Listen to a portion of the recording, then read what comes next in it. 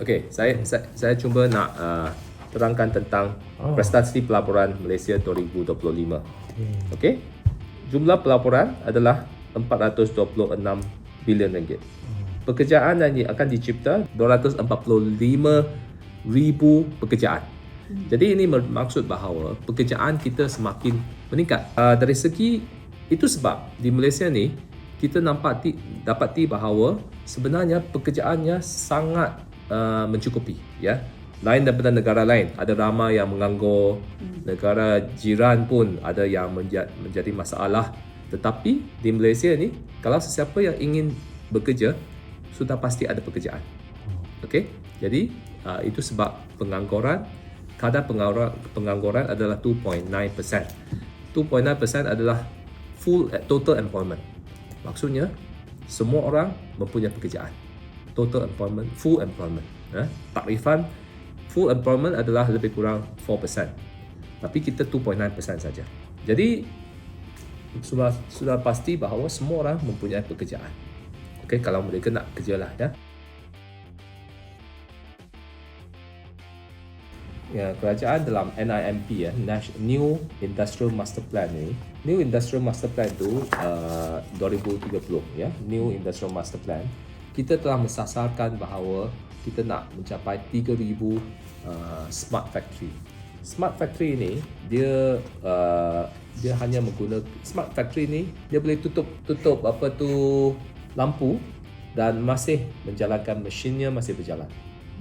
Okey. Maksudnya semua automated. Okey, kita mahu bahawa industri kita bukan sahaja menggunakan, dulu industri kita adalah labor intensive. Pelaburan datang ke Malaysia, mereka mahu orang dia memerlukan pekerja kilang. Itu sebab I think this model is over. Jadi kita nak tukar hala tuju supaya kita rely kepada value add. Value add dari segi, okey, kita nak automation. Okey, kita bagi insentif, matching grant dan sebagainya untuk syarikat-syarikat untuk automate.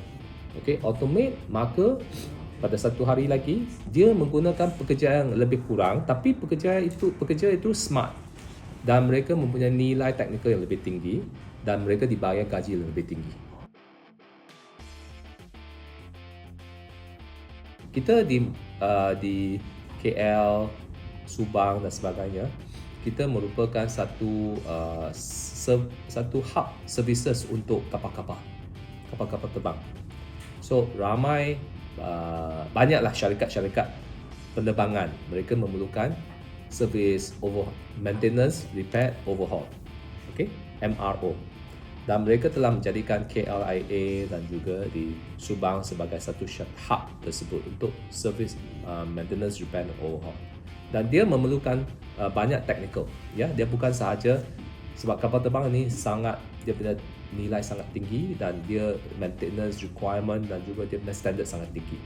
Jadi dia memerlukan technical yang pekerja-pekerja technical yang sangat tinggi. Kita pun ada syarikat-syarikat yang merupakan part of the global supply chain dari segi kepada Boeing, kepada Airbus, dari segi material, dari segi design, chips dan sebagainya, ya. Jadi ada syarikat-syarikat yang mempunyai design untuk certain parts dan sebagainya, material kepada Rolls-Royce punya engine, ya. Contohnya kita ada material design untuk Rolls-Royce punya engine. Sangat hebat, ya, syarikat Malaysia. So we should be very proud that we have companies that is able to supply, ya, kepada syarikat-syarikat besar di dunia. We are part of the global supply chain.